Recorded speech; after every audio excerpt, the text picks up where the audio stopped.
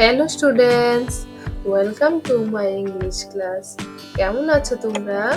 আলহামদুলিল্লাহ, আমি ভালো আছি। শিক্ষা ও শিক্ষিত তাদেরকে আবারও স্বাগতম।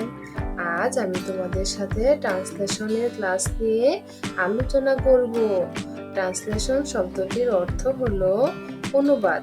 মানে আমাদের কিছু সেন্টেন্স বা বাক্য দেয়া আছে বাংলাতে, সেগুলো আমরা ইংরেজিতে ট্রান্সলেট করব, অর্থাৎ বাংলা বাক্যগুলো ইংলিশে রূপান্তর করব।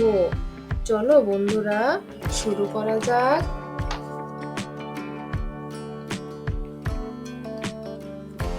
এক, লোকটি সৎ। দ্য ম্যান ইজ অনেস্ট মানে হচ্ছে লোকটি সৎ।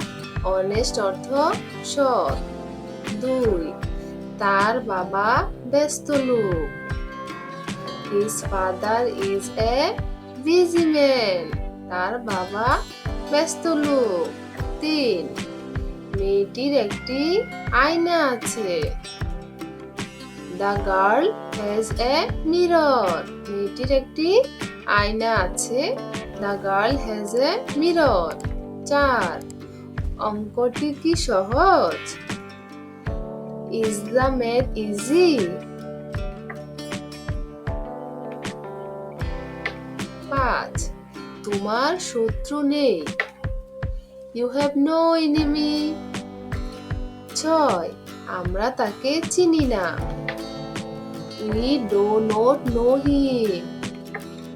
সাত, তুমি কি দুঃখিত? Are you sad? পাত্রটিতে একটি ডিম আছে। There is an egg in the pot. নয়, তিনি গরিব ছিলেন। He was poor. 10, তাদের সম্পদ ছিল।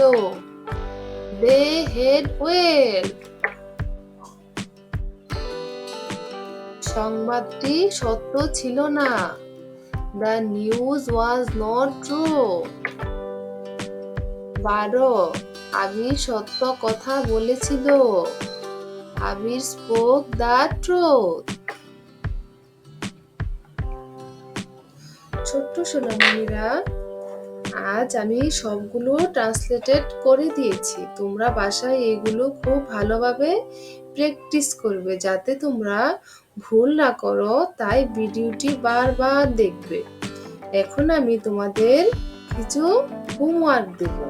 তোমাদের বুদ্ধিমত্তা ও সৃজনশীলতার বিকাশ ঘটানোর জন্য কতগুলো ট্রান্সলেশন দিব। তোমরা বাসায় এগুলো প্র্যাকটিস করবে, কেমন? বন্ধুরা, চলো আমরা কিছু হোমওয়ার্ক দেই। আমরা প্রথমে পড়েছিলাম লোকটি সৎ। এখানে আমরা দিয়েছি লোকটি অসৎ। 2, আমরা তাকে চিনি। প্রথমে আমরা দিয়েছিলাম আমরা তাকে চিনি না। এখন তোমাদের হোমওয়ার্ক দিয়েছি আমরা তাকে চিনি। 3, তুমি কি সুখী? আমরা দিয়েছিলাম ওখানে সে সুখী নয়। 4, তিনি ধনী ছিলেন। ছোট বন্ধুরা, তোমরা এগুলো বাসায় খাতায় লিখে ট্রান্সলেটেড করবে। যদি কোনো প্রবলেম হয় তাহলে আমাদের কমেন্টস বক্সে এসে কমেন্টস করবে। আমরা এর উত্তর পরবর্তী ভিডিওতে দিয়ে দেব।